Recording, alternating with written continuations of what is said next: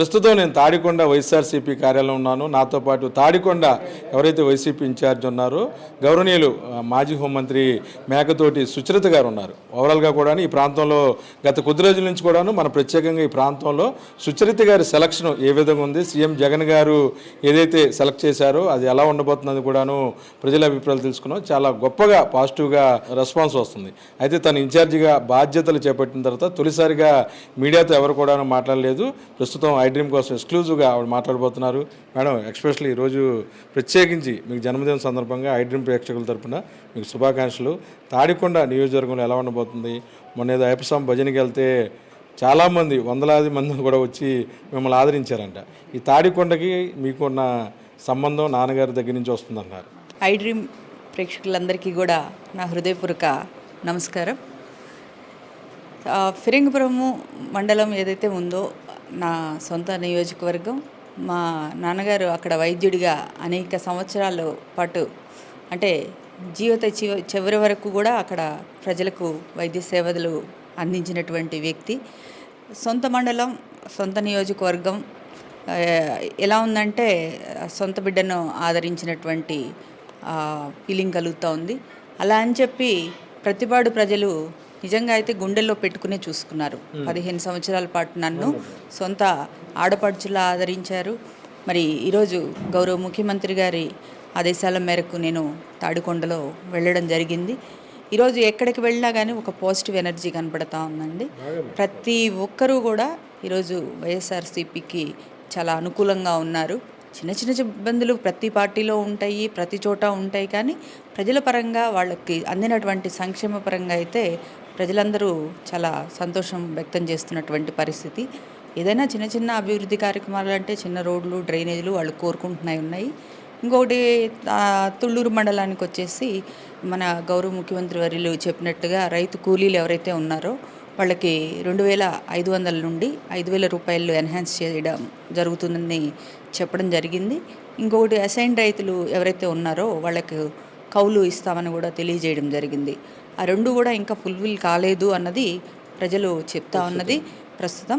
అది కూడా ఖచ్చితంగా గౌరవ ముఖ్యమంత్రి గారిని ఆ రెండు అంశాల మీద కలిసి ఖచ్చితంగా మాట్లాడడం జరుగుతుంది. తప్పకుండా మనకు సిఆర్డిఏ పరిధిలో ఉన్నటువంటి గ్రామాల ప్రధాన సమస్య అదే చెప్తా ఉన్నారు. ముందు దాన్ని ముఖ్యమంత్రి గారితో చర్చించి దానికైతే ఆమోదముద్ర వేయించుకుంటానని మాత్రం ఖచ్చితంగా చెప్పండి. గుంటూరులో జిల్లాలో మార్పులు చేర్పుల తర్వాత అందరూ కూడా చాలా పాజిటివ్గా రెస్పాన్స్ వస్తుంది ప్రజల నుంచి. కిరణ్ కావచ్చు, ఎవరైతే రజనీది కావచ్చు, వాళ్ళందరూ కూడా బాగుంది. అంటే జగన్ గారి ట్రెండ్ 2024లో ఎలా ఉండబోతుంది? ఖచ్చితంగా అండి, మేము అయితే అభ్యర్థులు మాత్రమే. ఎవరైనా పార్టీ సింబల్ అన్నది ప్రధానం. గౌరవ ముఖ్యమంత్రి గారికే అంటే పర్సంటేజ్ ఆఫ్ ఓట్స్ చూసినప్పుడు పార్టీల పరంగా చూస్తారు కానీ అభ్యర్థుల పరంగా అయితే చూడరండి. ఈరోజు పార్టీ పరంగా అయితే దాదాపు 48% వైఎస్ఆర్ కాంగ్రెస్ పార్టీ అత్యధికంగా ఆదరణలో ఉన్నటువంటి పార్టీగా ప్రతి సర్వేలో కూడా మనకి తెలుస్తూ ఉన్నటువంటి విషయం. దాన్ని ఇంకా మరింత ముందుకు సీఎం గారు పరిగెత్తిస్తారని అయితే మేము అనుకుంటున్నాము. ఇక్కడ అభ్యర్థిత్వం అన్నది అసలు సమస్య కాదండి. పార్టీ సింబల్ అన్నదే ప్రధానం. చెప్పండి, మా ఎంపీ నందిగాం సురేష్ అవ్వచ్చు, అక్కడ స్థానికంగా ఉన్న డొక్కమ్మాని కూడా వాళ్ళందరూ కూడాను మీ ఎంపిక పట్ల కూడాను చాలా సంతోషం వ్యక్తం చేస్తున్నారు. అంటే ఈ కాంబినేషన్ సార్ ఎలాగా కలపగలిగారు, అందరు కలిసి పనిచేయండి అని చెప్పడం.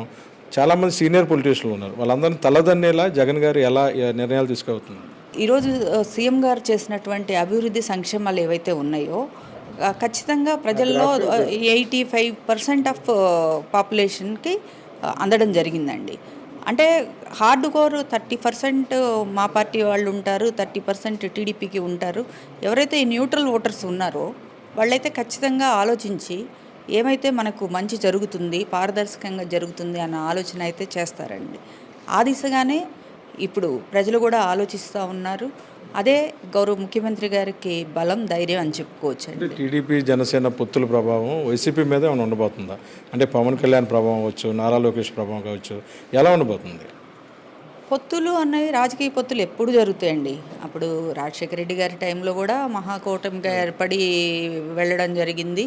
కానీ ఆ రోజులు రాజశేఖర రెడ్డి గారిని ప్రజలు ఆదరించారు. పాదయాత్రలో వాళ్ళ ప్రజల సమస్యలు గుర్తించారని వాళ్ళందరూ కూడా మళ్ళీ తిరిగి కూడా రెండోసారి వైఎస్ఆర్ గారిని గెలిపించడం, అభ్యర్థిత్వాన్ని గెలిపించండి. కానీ లోకేష్ కానీ ఉండకపోవచ్చు. అంటే మనం చూస్తున్నామండి. అంటే మొన్నటి వరకు అనుకున్నాం ఏదన్నా పవన్ కళ్యాణ్ గారి ప్రభావం ఉంటుందేమోనని.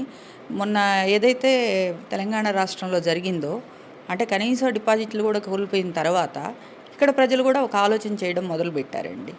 మనం ఎందుకు లోకేష్ కూడా చెప్పేశాడు కదా, సీఎం ఈయన కాదు మా నాన్నే ఉంటారు. అదే మనము ఎందుకు అంటే వాళ్ళ కార్యకర్తలు ఏం ఆలోచిస్తున్నారంటే ఈరోజు మా నాయకుడు సేమ్గా కావాలన్నది వాళ్ళ కార్యకర్తలు వాళ్ళ నాయకుల ఆలోచన. అవునండి. బట్ మనం పక్కన వాళ్ళకి పనిచేసి ఈయన పక్కన కూర్చోబెడితే ఉపయోగం ఏంటి అని ఒక చిన్న ఆలోచన అయితే మొదలైందండి.